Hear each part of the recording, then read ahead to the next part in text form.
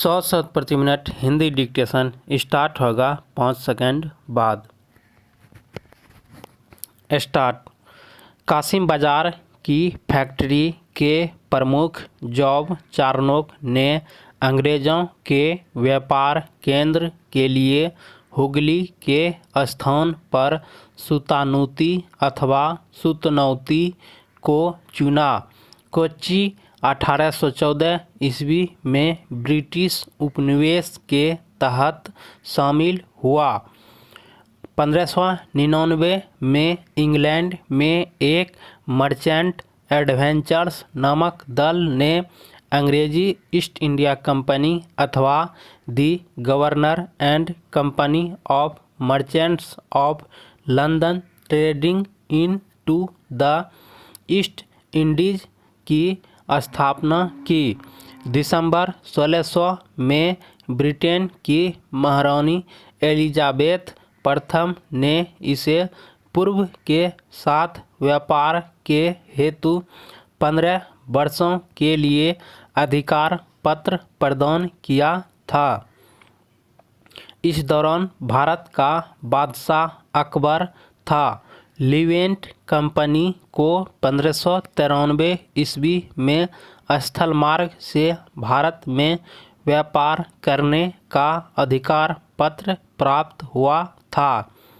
जहांगीर के शासनकाल में इंग्लिश ईस्ट इंडिया कंपनी ने सर्वप्रथम 1611 ईस्वी में मसूलीपट्टनम अथवा मछलीपट्टनम में एक अस्थायी कारखाना स्थापित किया था। 1613 ईस्वी में सूरत में स्थापित कारखाना अंग्रेज़ों का प्रथम अस्थायी कारखाना था। सूरत में डचों द्वारा फैक्ट्री 1616 ईस्वी में, जबकि फ्रांसीसियों द्वारा 1668 ईस्वी में स्थापित की गई थी। थॉमस बेस्ट नामक अंग्रेज अधिकारी ने पुर्तगालियों को स्वाली के स्थान पर हराया था। 1661 ईस्वी में इंग्लैंड के सम्राट चार्ल्स द्वितीय का विवाह पुर्तगाल की राजकुमारी कैथरीन से होने पर चार्ल्स को बम्बई उपहार के रूप में प्राप्त हुआ था, जिसे उन्होंने 1668 ईस्वी में 10 पाउंड वार्षिक किराए पर ब्रिटिश ईस्ट इंडिया कंपनी को दे दिया था। बम्बई के अंग्रेज गवर्नर जॉन चाइल्ड ने 1688 ईस्वी में बम्बई और पश्चिमी समुद्र तट के मुगल बंदरगाहों का घेरा डाला तथा मक्का जाने वाले हज यात्रियों को बंदी बनाने का प्रयास किया। फलस्वरूप उसे औरंगजेब ने भारत से निष्कासित करने का आदेश दिया था। कर्नाटक का प्रथम युद्ध ऑस्ट्रिया के उत्तराधिकार युद्ध, जो 1740 ईस्वी में आरंभ हुआ था, का विस्तार मात्र था। गृह सरकार की आज्ञा के विरुद्ध ही दोनों दलों में 1746 ईस्वी में युद्ध प्रारंभ हो गया। अंग्रेज कैप्टन बर्नेट के नेतृत्व में अंग्रेजी सेना द्वारा कुछ फ्रांसीसी जहाज़ों पर अधिकार कर लेना युद्ध का तात्कालिक कारण था। प्रथम कर्नाटक युद्ध के समय ही कर्नाटक के नवाब अनवरुद्दीन ने महफूज खां के नेतृत्व में 10,000 की भारतीय सेना को फ्रांसीसियों पर आक्रमण करने के लिए भेजा। कैप्टन पैराडाइज के नेतृत्व में फ्रांसीसी सेना ने अडयार नदी पर स्थित सेंट थोमे नामक स्थान पर नवाब की सेना को पराजित किया। यूरोप में युद्ध बंद होते ही कर्नाटक का प्रथम युद्ध समाप्त हो गया। एक्स ला शापेल की संधि से ऑस्ट्रिया के उत्तराधिकार का युद्ध समाप्त हो गया था। मद्रास अंग्रेज़ों को पुनः प्राप्त हो गया। डुप्ले ने पहली बार वे हथकंडे प्रयोग किए जो भारत को जीतने के लिए अंग्रेज़ों के मार्गदर्शक बने। यह डुप्ले ही था जिसने पहली बार यूरोपीय सेना को भारतीय राजदरबारों में भारतीय व्यय पर नियुक्त करवाया तथा जिसे पहली बार यूरोपीय हितों के लिए भारतीय राजनीति में हस्तक्षेप किया तथा भारत में यूरोपीय साम्राज्य की नींव रखी।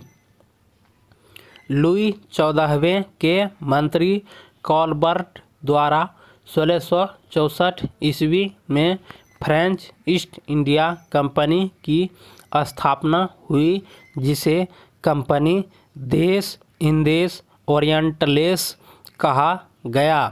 फ्रांसीसी कंपनी का निर्माण राज्य द्वारा हुआ और राज्य ही इसका सारा खर्च देता था।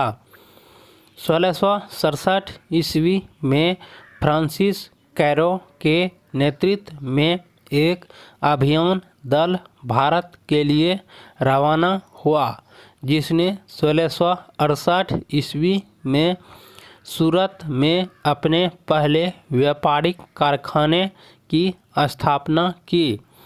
मरकारा गोलकुंडा के सुल्तान से एक अधिकार पत्र प्राप्त कर 1669 ईस्वी में मसूलीपट्टनम में दूसरी फ्रांसीसी कोठी स्थापित की गई।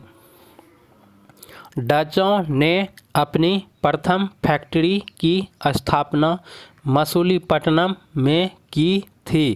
डचों की बंगाल में पहली कंपनी पिपली में 1627 ईस्वी में स्थापित हुई।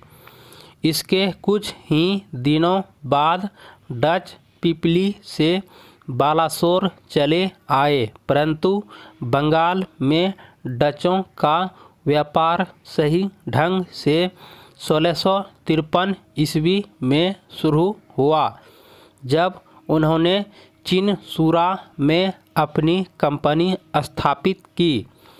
चिनसूरा के डच किले को गुस्तावुस फोर्ट के नाम से जानते थे।